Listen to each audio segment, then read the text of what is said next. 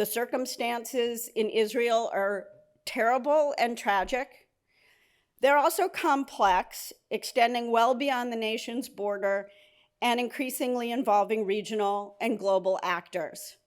As we watch the events from a distance, we strive to be informed, but we also must remain humble in recognizing what we do not know and listen to each other, even when our views differ. There are complex policy and moral issues at play and will no doubt benefit from a better understanding of what Israelis and Palestinians are thinking.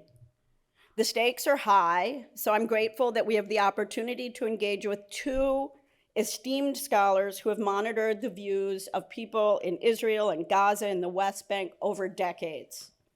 Dr. Dahlia Scheindlin and Dr. Khalil Shikaki have spent their distinguished careers gathering and analyzing public opinion data from both the Israeli and the Palestinian perspective.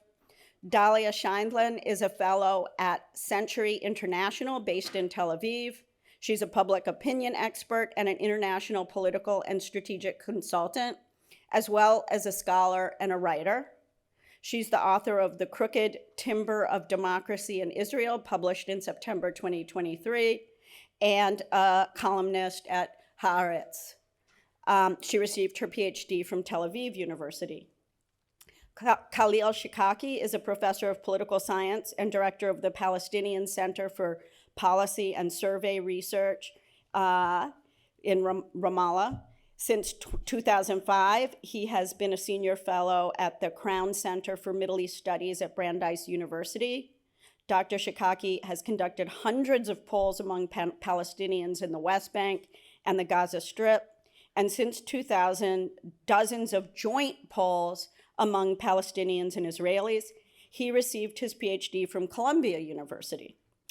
After their presentations, there will be a discussion moderated by GPS Distinguished Research Professor Emeritus Stephan Haggard, who's an expert on international relations and security. And he's on the advisory board of the Academic Exchange, a nonprofit whose mission is to take American scholars to Israel and the West Bank. So while he's not an expert on the Middle East, he's led about 10 groups over the last decade. I'm now going to hand over to Dr. Scheindlin, who will be directly followed by Dr. Shikaki, and then the panel discussion. Thank you.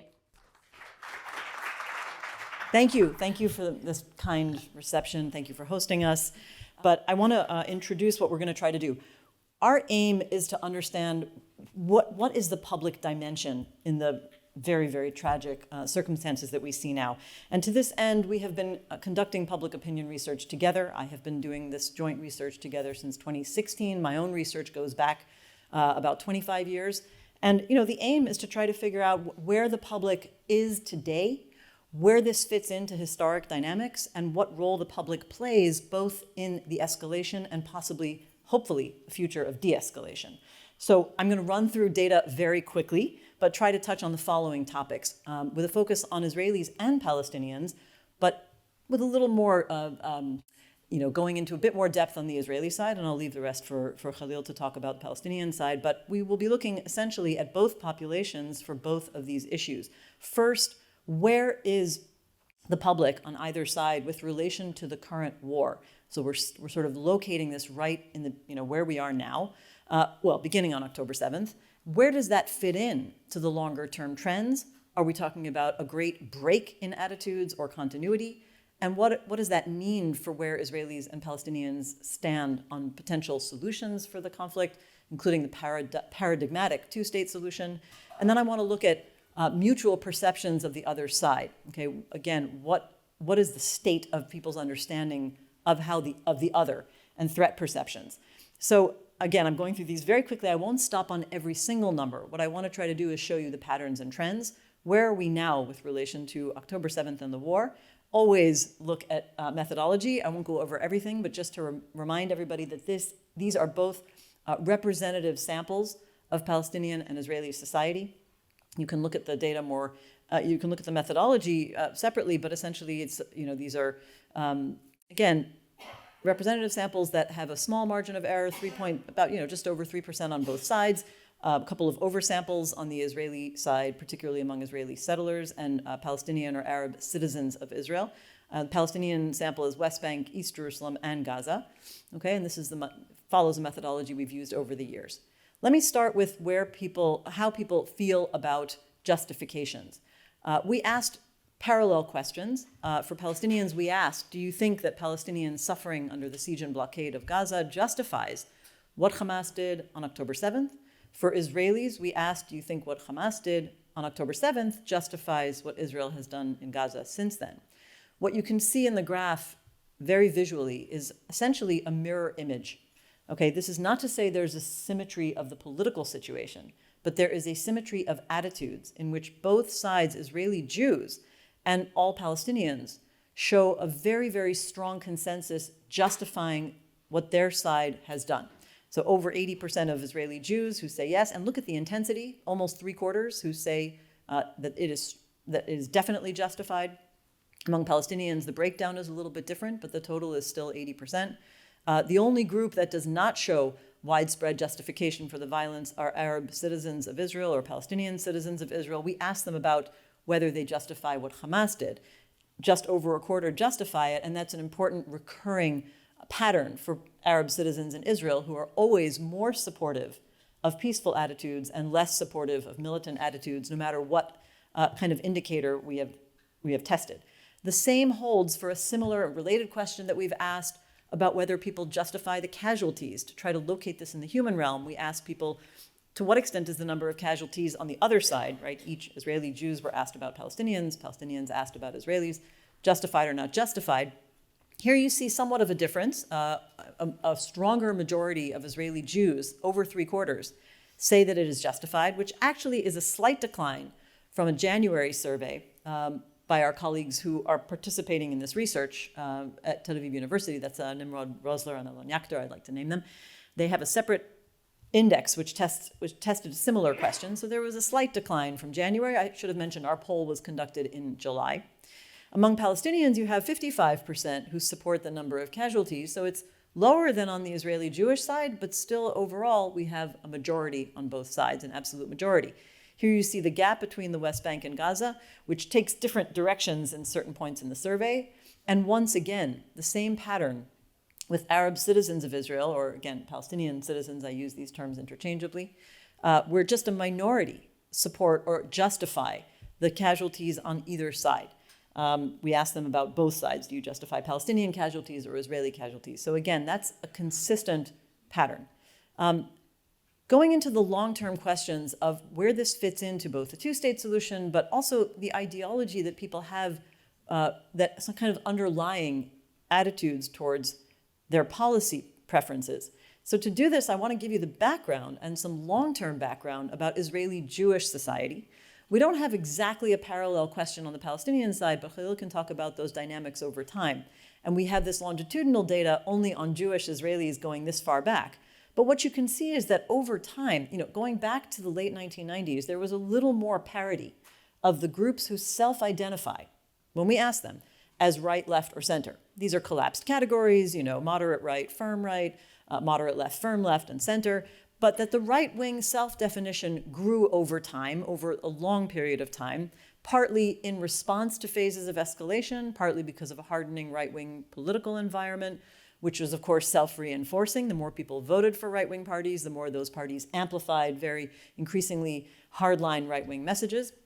Again, regular cycles of violence during the Netanyahu years each contributes to a rise in right-wing self-identification with a low and stable, but low self-identification as left-wing. This is the right-wing self-definition. This is centrist, pretty stable at around a quarter, except for a slight rise here.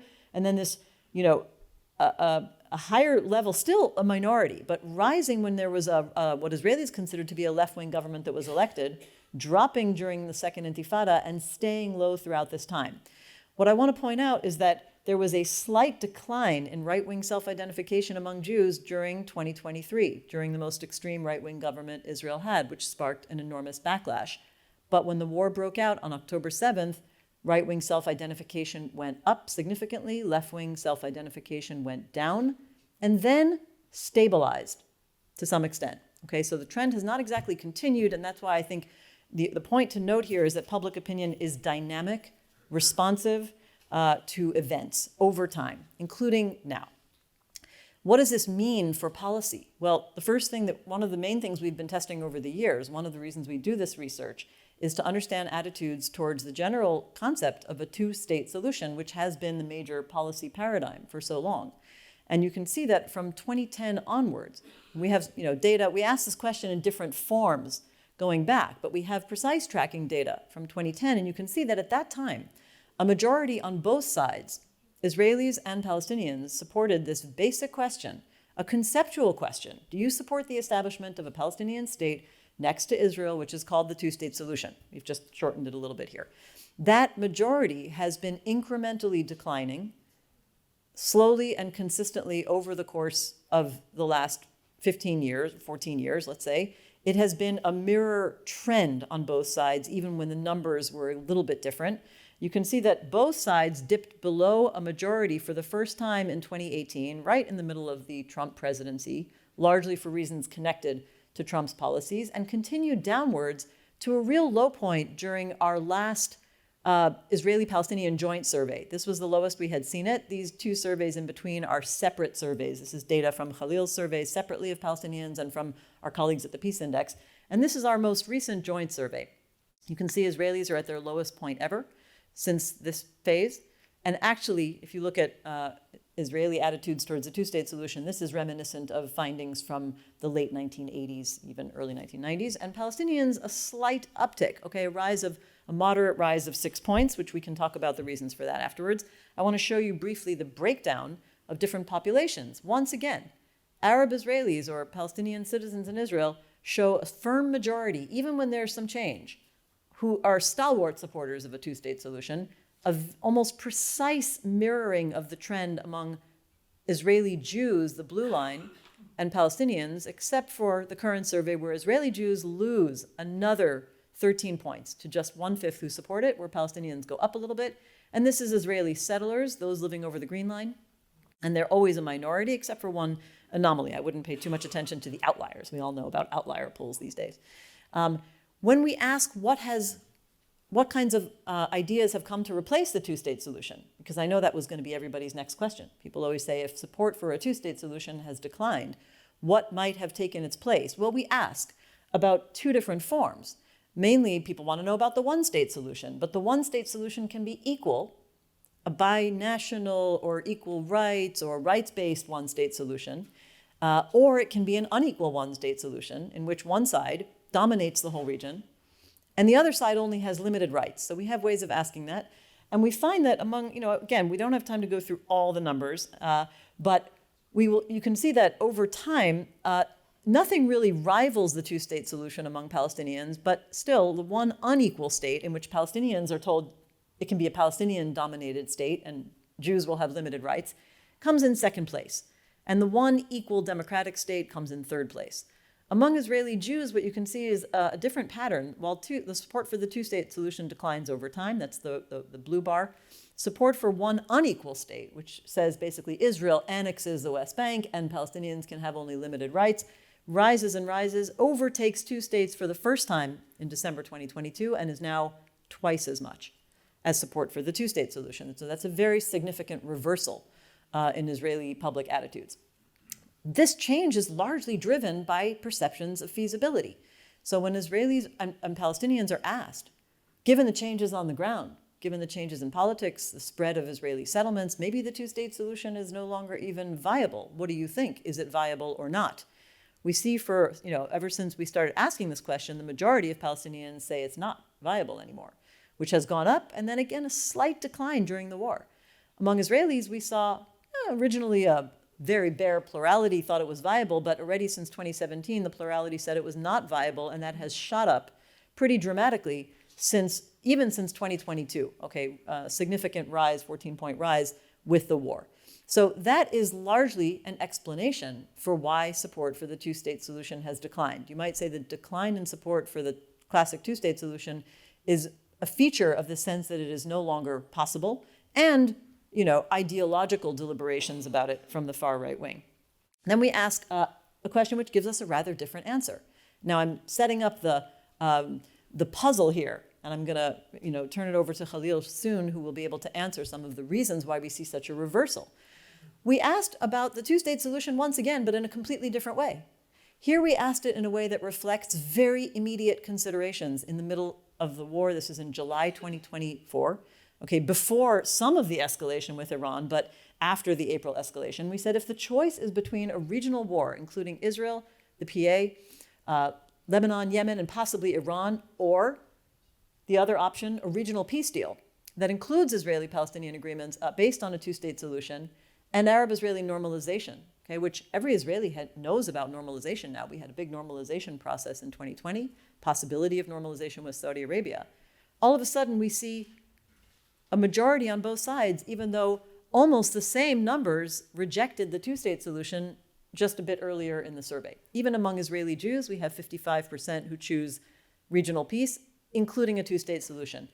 Typically, among Arab citizens of Israel, a consensus support this regional peace rather than regional war, and among Palestinians, pretty consistently, not even much of a difference between the West Bank and Gaza. Almost 2/3 of all Palestinians support it. So it does have a lot to do with the sense of what might be possible and changing the old paradigm, not only of the two-state solution, but of the format of reaching it. The bilateral Israeli-Palestinian negotiation under American auspices is no longer seen as a credible track. But when you put it in this bigger regional context, it makes more sense to people. Let's just go quickly through mutual perceptions, because this is going to be an underlying situation of how the two sides view each other for decades to come. It has, I'm going to just give you a spoiler, it reflects continuity of very, very poor attitudes towards one another over time. But I think it's worth understanding just how severe the situation of the public is when they look at the other side. So one of the reasons why attitudes are so hardline is that when we ask about perceptions of victimhood, and we ask about perceptions of unique victimhood, we asked, to what extent do you agree with the following proposition, that I believe the victimization of, let's just say, Israeli Jews, like me, is the worst compared to other people who suffered from persecution and injustice. We asked Palestinians the same thing about Palestinians. And we see that over 80%, a complete consensus with very little difference between them. Okay, and again, this is not a reflection on the political reality or the military situation or military or economic, or political capacity. It is a matter of how people feel. And over 80% on both sides think that they are the worst victims. That is a major driving force in people's justification for aggression, because it's a matter of existential survival. We ask about aspirations of the other side. And this is the long-term aspiration. We had 4 options, but the vast majority, when we ask Jewish Israelis how they see the aspirations of the other side in the long term, most of them chose the most extreme options. And that goes also for the immediate aims that they understood the Palestinians were trying to do on October 7th. 66% think that the Palestinians were trying to commit genocide on October 7th, and 27% another very extreme proposition of expelling people. And we have, again, a mirror image on the Palestinian side, even higher consensus of Palestinians who think the long-term aspirations of Israel are the 2 most extreme in the 4 options we gave, and a very similar breakdown of what they think Israelis are trying to do in the war to Palestinians, over 60% who say they are trying to commit genocide.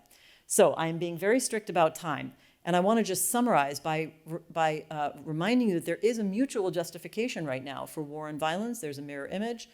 The long-term worldviews show these changes over time, which means that the public is reactive to events. I don't really like the characterization of an irrational, or just emotional reaction to these things. They are responding to real developments, which means they can respond in other ways to real developments, possibly more positive ways. There's not a lot of support right now for equality-based solutions, as we saw. And this is a continuity in the trend, but there is support for a regional framework that reframes the political basis for a 2-state solution. And yet, because of the underlying very, very severe mutual threat perception of the other side, this is not a process that's going to be driven by the public. So everybody's coming to us asking for polls about what do Israelis think about this or that, which is legitimate.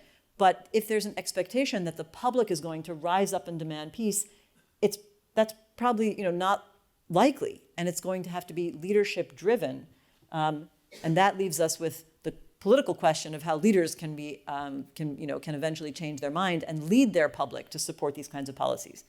And I will stop here and turn it over to Khalil. Thank you.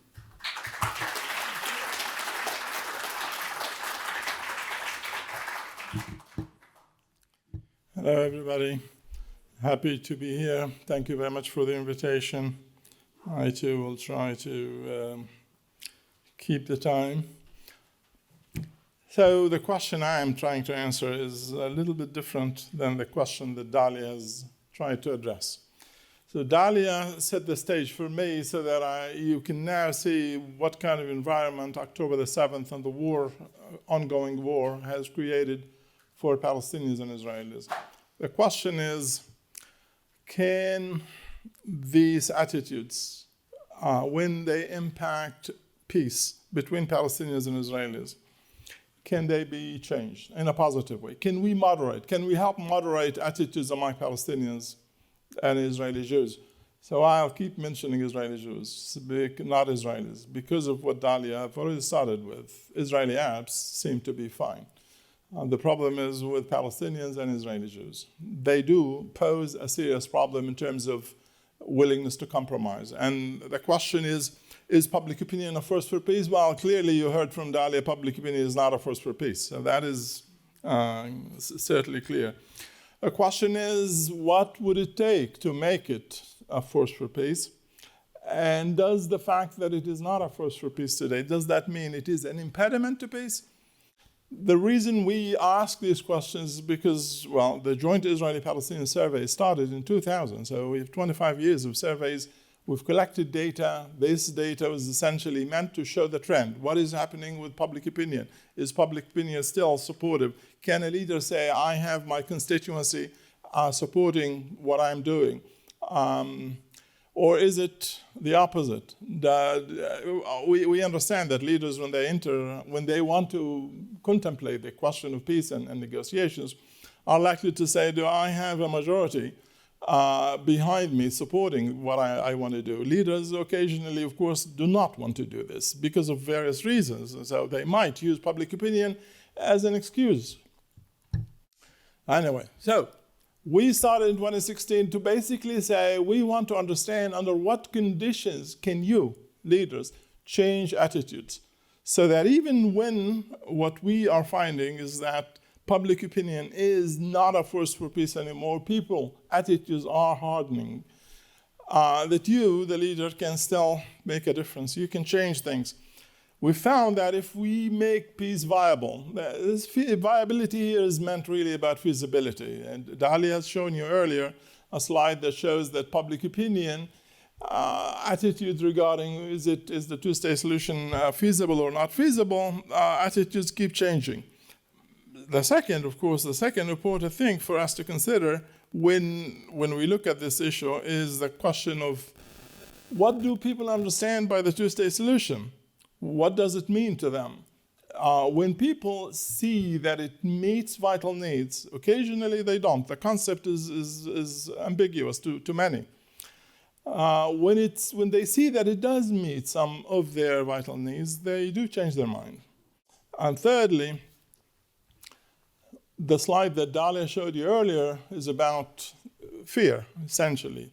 Do you fear that if there is no peace, there will be war, that the status quo is not sustainable, that the status quo of no war, no peace is not sustainable? When the choice is really not between war, status quo of no war, no peace, or peace, people can stand in the middle, no war, no peace. But when the choice is no longer that, when the choice is war or peace, no third alternative, people do choose peace. Finally, we as researchers want to tell policymakers there are certain policy measures that you can adopt in your negotiations with the other side that can actually help you garner a majority support. So that's what I will try to show you. Here is what we do. We conduct an experiment. This is an experiment that we started in 2016. To answer the questions, the details are not really important, but what is important here is that we break down the two-state solution into issues. Why? Well, because we want to know if there are certain issues that are difficult for people to swallow, compromises on these issues to swallow, versus those that are easy for people to endorse. So we address all the different facets of a two-state solution and a detailed package that ends the conflict. This is what we found over the last 3 tests that we have done in this experiment starting in 2018. This is something that started earlier. But in 2018, this package of 11 components was presented at that time. We can see that the trend among Palestinians has been declining from 42 to 26, but it picked up after October the 7th. And that is very important development, because when you turn now to the Israeli Jewish side, the Israeli Jewish side will show a different trend right here. It was 45, just like the Palestinian was 42. It then declined, just as the Palestinian case, to 31, and then declined to 25, while on the Palestinian side it actually picked up. So there is, for the first time, by the way, in the joint Israeli-Palestinian survey since 2000, we see Israeli Jews moving in a different direction than the one that the Palestinians have moved on. Here is the question about issues. This is just looking at how Israeli Jews looked at the issues. We can see there are issues in which Israeli Jews are fine, issues that there's a significant minority in favor. And there are issues in which there isn't. Issues like refugees in Jerusalem remain, basically, since 2000, really. These things have not been moving. When we look at how Palestinians looked at matters, this is the component for the Palestinians. This is how Palestinians responded. You don't see the Israeli Jews. I know it says the Israeli Jews down there, but the color doesn't show for a purpose. The purpose is just to show the Palestinian numbers. And you can see here too, there are, just like it is in the case for Israeli Jews, there are certain issues that look fine, but when we come down here, again, Jerusalem is extremely important. For the Palestinians, the issue of refugees is replaced by the question of sovereignty and the issue of the demilitarization. This is the support based on the constituencies. We want to know which constituency. The reason for that is because we want to address, we want to try to see if we can meet certain needs by certain groups. So we divide the communities by constituency. Here we see that settlers, for example, are the most problematic in terms of the research question we are addressing. We see that the religious, all kinds, whether they are ultra-Orthodox or natural religious or even traditionalists, their willingness to support this package, the detailed package, remember this is what we're looking at, is extremely different from the one from the secularist. Left, obviously, but as you can see among the right, we really don't have much support. And of course, Israeli youth are extremely opposed to that package compared to those who are 50 and above. We see similar trends among Palestinians. We see some more support, by the way, in Gaza. This is not an aberration. This is something that we have found quite often in recent surveys. We see that among the refugees, there is even greater support than among non-refugees. Religion is also an important factor here, just like it is in the Israeli case, although not as dramatic as it is in the Israeli case. Factionally, Hamas supporters, only 1/5, are willing to support the package, and this is actually very high. The reason it is very high is because in this survey, there were a lot of people who supported Hamas for reasons that have nothing to do with sharing values with Hamas. So they disagree with Hamas on the peace process, and so they shared that with us right here. And we also see some factor related to age. Not as dramatic as it is in the Israeli case. Now, how do we change attitudes? Well, one is to make peace feasible. How do you make it feasible? I don't know. Well, leaders can say, well, we decided we want to do it. Or leaders can say, the hell, we can't do it. It's just impossible. We don't have partners for peace. So here, leaders can actually say something that is meaningful, that will impact the answer. So what do we expect if people come to the conclusion that it is feasible? This is what happens. And now we're looking at support for that same package based on the perception of feasibility. Over there, we're looking at how Israeli Jews who believe that the two-state solution is no longer feasible, and those who think it is feasible. Okay, what about, these are Israeli Jews who think the two-state solution is feasible. Those who oppose it is 27 compared to 82 here.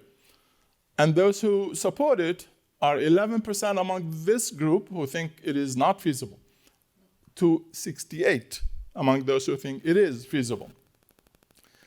It's not as dramatic among Palestinians, but clearly feasibility matters from 27 to 46, the same trend. So feasibility, this is not the first time that we found this. It's almost in every single survey. The correlation is startling. Those who think it is feasible are more likely to support the package.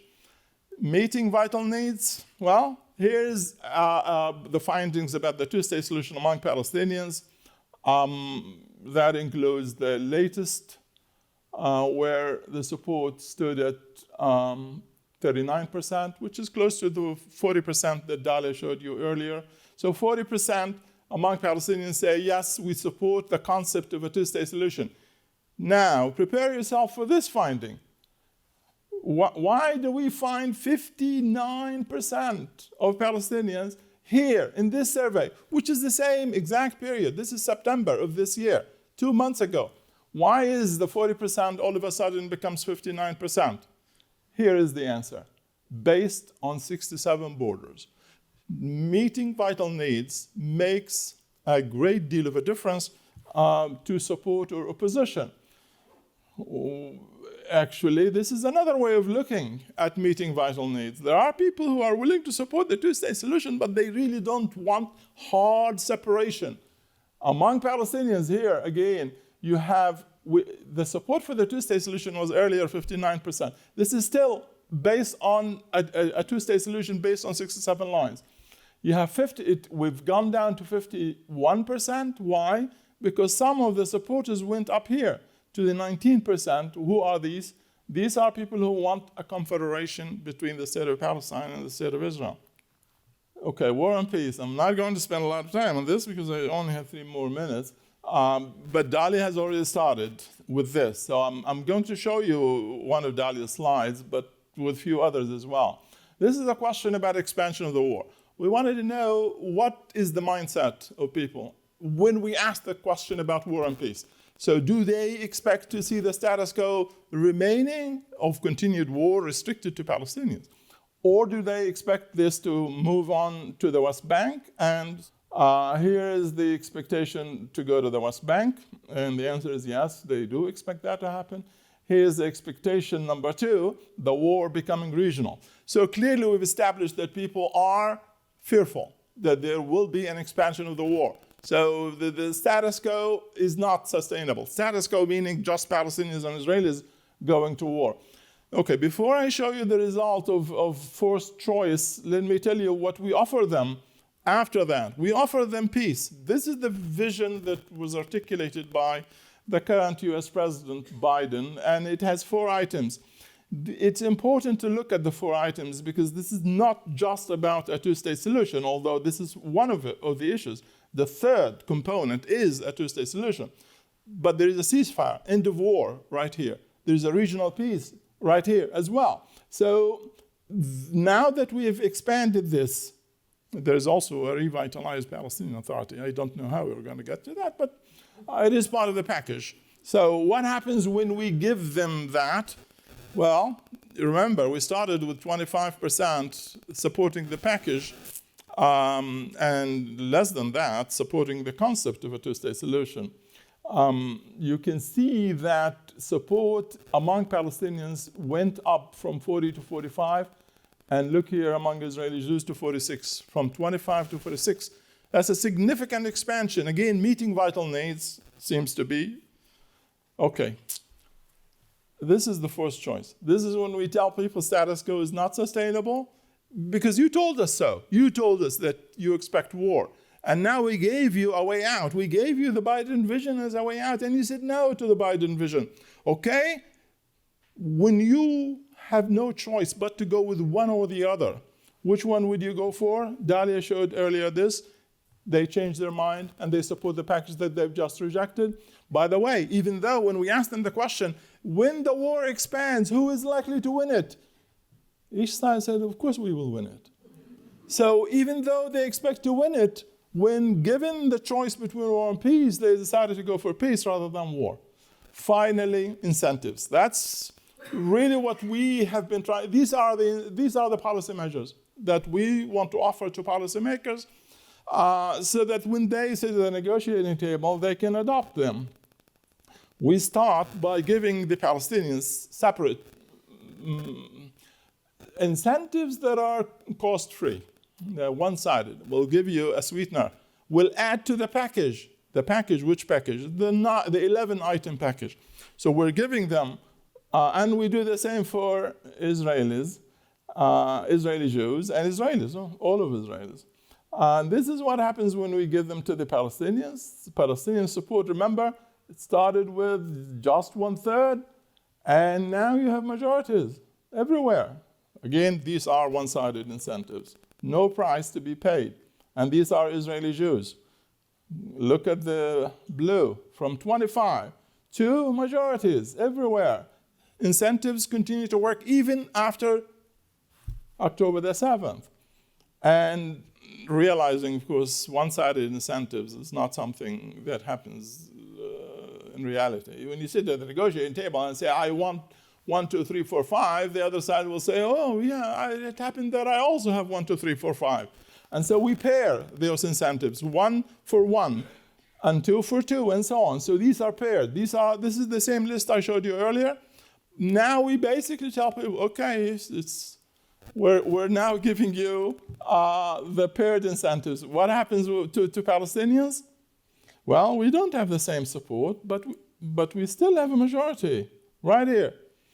For one of the paired incentives actually gives us a majority. The others increase the support, but does not give us a majority, as in the case of one-sided incentives. And these are Israeli Jews. And here they are. We also have one paired incentive that worked, and we've increased the support in almost all of the others, actually, with the exception of one right here. Okay, so I'm out of time, but basically that is the message. The message is, even after October the 7th, we do find significant hardening of attitudes and dehumanization.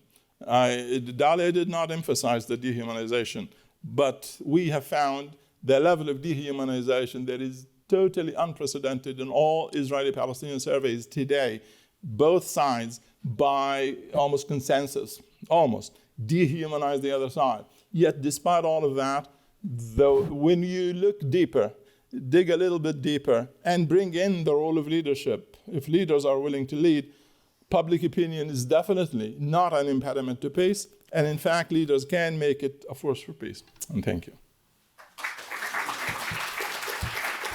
Let me start by saying I've had the pleasure of listening to this presentation about half a dozen times in various places. I mean, I met Khalil in Ramallah, I think, and have seen this in Jerusalem and Tel Aviv. But one thing that's extraordinarily hopeful about this presentation is the capacity of these two individuals to work together around a common theme of trying to understand what's going on. And we only wish that we had more of that. So I thought I would start with a question to Dahlia, and it has to do with concerns in the advanced industrial democracies more generally about polarization. And going into October 7th, there was a lot of perception that Israel itself was quite extraordinarily polarized around a set of important issues, the reform of the judiciary, nationalities, Bibi himself. But October 7th is obviously a shock of such magnitude that you might expect some change in that. Can you speak a little bit more about support for what the government is doing, polarization, who's moved? Yeah, that's a long and complicated question. I'll try to simplify it. I mean, I'm happy for it though, because a lot of times people ask me, what does Israeli society think? And most of the time you can't really answer that question, because we have multiple Israeli societies and their worldviews are completely antithetical to one another. One of the slides that Khalil showed is a great illustration of it, because one of the biggest breakdowns is by religious observance among Jews. Now, when you talk about how people who are religious see things differently from somebody who's secular, and their attitudes across the board are completely opposite, it's not just a matter of opinion, it's a matter of truth, right? So people's religious worldview informs everything about how they think. And so oftentimes this leads to completely different policy attitudes for very deep reasons. Having said that, when the war broke out, when October 7th happened, there was an immediate consensus that Israel had been attacked, that Israel needed to respond militarily. We saw the massive justification for the war even in July of 2024, long after the beginning, right, when the attack had already been contained and pushed back, and when there was already lots of criticism from the international community about what the war is doing. So there is an unusual level of consensus around the justifications for the war. But where we do see the ongoing breakdown and the ongoing polarization is over the responsibility of the government, attitudes towards hostages, which have become a completely politicized issue, in which each side of the map blames the other side for politicizing the issue, right? You mean within Israel? Within itself? Israel, yeah, within Israel. So just to give you an example, when it comes to the question of should Israel reach a deal with Hamas to release the hostages, which will mean a ceasefire, or should the government continue with the war, or whatever was going on at the time when the question was asked. Should the government go into Rafah instead, or different things that are asked along the way. We always have about 55%, between 52, 55, 60, or even 65% who support the hostage release deal. It's always a majority. At 1 or 2 points along the way, it's been a plurality of the upper 40% range, and those who oppose it are always around 35% who prefer to not have a hostage release deal. And that breakdown reflects almost exactly, or pretty close, the portion of Israelis who support the current or the original governing coalition versus those who support parties that are not in the original governing coalition. And that is a very good reflection of the electoral dynamics over time, in which the current governing coalition is unable to win a majority. And if you look at the party breakdown, so it's not just about coalition versus opposition. If you break down results by which party people are voting for, the furthest right-wing parties show the highest level of rejection of a hostage release deal in exchange for a ceasefire. And the more you go towards the center and then you cross over to the opposition parties, and the more left-wing the parties become, the higher the support for a hostage release deal. So that's the very, very deep kind of polarization that we have always seen in Israeli society, which is why in some areas there is a lot of continuity here. And of course, in terms of the levels of whether the government, levels of belief that the government is responsible for what happened, trust in the prime minister or his suitability to be prime minister, and the general political breakdown. One of the unusual things was that there was, in a way, a strange, not exactly consensus, but a widespread majority who were voting against the government in the early days of the war for about the first 6 months. We saw that the original governing coalition had lost about a third of its support. The ruling party had lost about half of its support in survey research very consistently. So it wasn't exactly a consensus, but a clear majority of Israelis who seemed to be done with the current government. Then there was a little bit of recovery over time, back to the usual division in Israeli society, which is closer to half and half. The government won its majority in parliament in 2022, not with 60% of the vote, but with just under 50% of the vote. We also have a system in which the majority doesn't always lead to, or you can not have a majority and still form the government.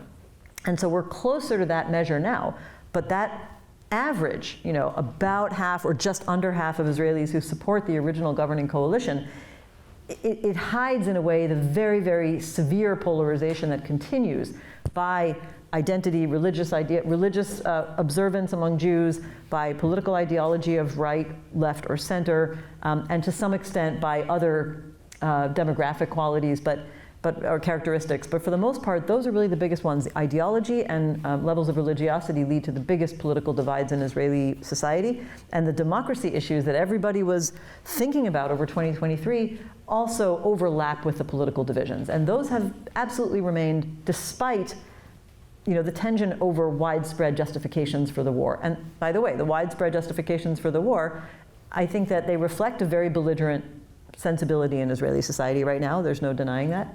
But they are also partly because of what Khalil has talked about, the lack of leadership, in the sense that there is no senior Israeli politician, none, not even in the opposition, making an alternative case. Nobody is making the case for an alternative path for ending the war, moving on to a series of for a series of agreements, and envisioning diplomatic arrangements that could contain or change direction. And so it's hard to imagine how Israelis are going to come up with that idea on their own when they're busy dealing with their trauma. Let me just pose one question to hold you to a short answer. Is there evidence of softening of support for the conduct of the war in Israel? Very little. Yeah. Very little. I mean, you wanted a short answer. Yeah. There is evidence of exhaustion with the war. There is evidence, trends throughout the last, I would say 3 to 4 months, that Israelis are losing confidence that Israel can achieve its war aims as the Prime Minister has defined them. And when you ask questions in the Prime Minister's voice, when you say, do you think Israel can achieve total victory as the Prime Minister has promised, 2/3 say no. Well, let me turn to Khalil. Khalil, this is just a fascinating, a bit of social science that you guys are doing.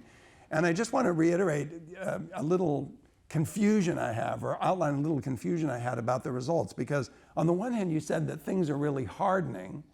But on the other hand, the purpose of these experiments is to demonstrate that if you put different policy packages in front of people, it's possible to actually move them. And that took you to the observation that leaders really matter. And there's a lot of coverage of what's going on in Israel, but there's not much coverage of what's going on in the PA itself. So can you just speak to a little bit about the leadership questions on the Palestinian side? Well, the current Palestinian leadership, as some of you might know, was elected in 2005 for a term, a 5-year term at that time, normally 4 years. And we did not have any presidential elections since then. And of course, we had a parliament elected in 2006 for a 4-year term, ending in 2010. And we did not have any elections since then. So when we ask people, do you want elections? The answer is yes. Do you expect elections to happen anytime soon? The answer is no. Do you want the current Palestinian leadership to stay in office? The answer is no by 90%. 90% of the Palestinian public today say President Abbas must resign. So there is no legitimacy for the entire current political system.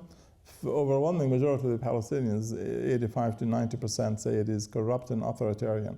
So the Palestinian leadership, although it endorses a two-state solution, it endorses a peace agreement similar to the one we have shown here. It's not exactly the one that they would sign for, but to a large extent, Abbas has been in favor of a negotiated deal along the lines of the Clinton parameters and his negotiations with Olmert, former Israeli Prime Minister in 2008. So, but he has zero legitimacy.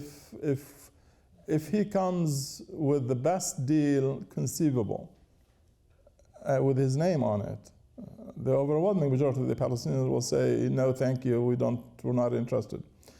But if the package is presented by someone like Marwan Barghouti, who is currently in an Israeli jail, in the eyes of the Palestinians, Marwan Barghouti is a member of the same political party as Abbas. He is a member of the government of that political party, the Central Committee of Fatah. But he, for the Israelis, is currently serving several life sentences in an Israeli jail. He's a terrorist as far as Israel is concerned. But as far as the Palestinians are concerned, he's the most popular political leader they have ever had. We've never seen, with the exception of Arafat occasionally. But overall, 2/3 of the Palestinians would elect this Marwan Barghouti. When we ask Palestinians, if Barghouti endorses this package, would you, when we ask those who say no to the package. So these are the hardliners. When we say to them, if Barghouti from jail endorses this package, would you support it?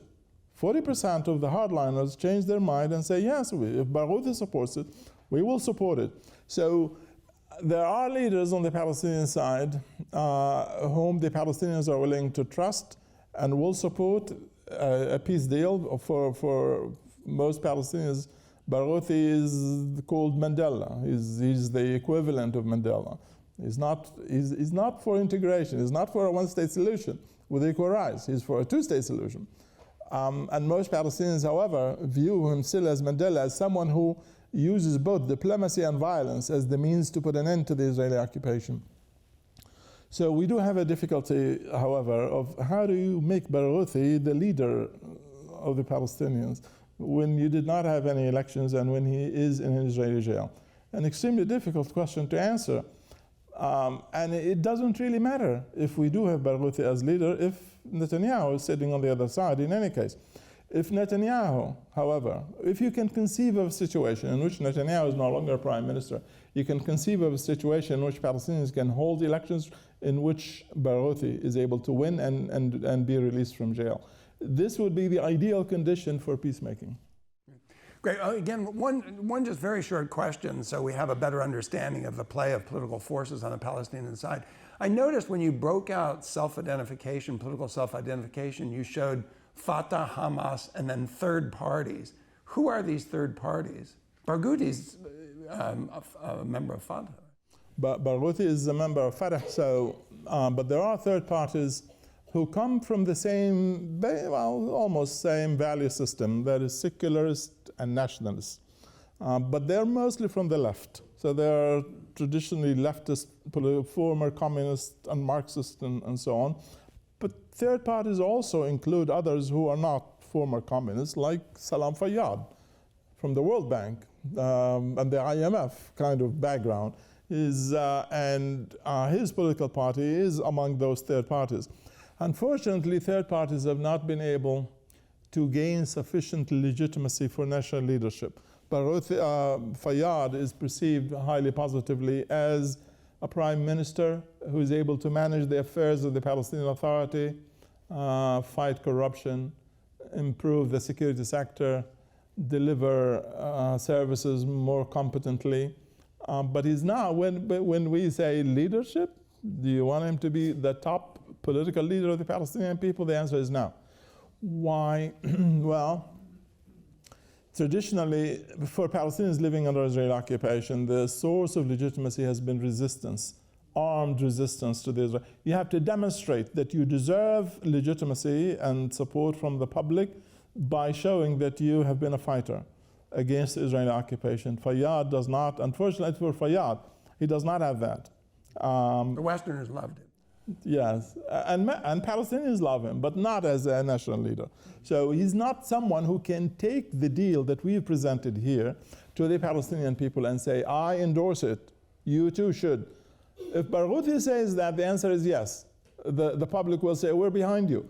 If Fayyad says that, people will say, so we don't care that you support it.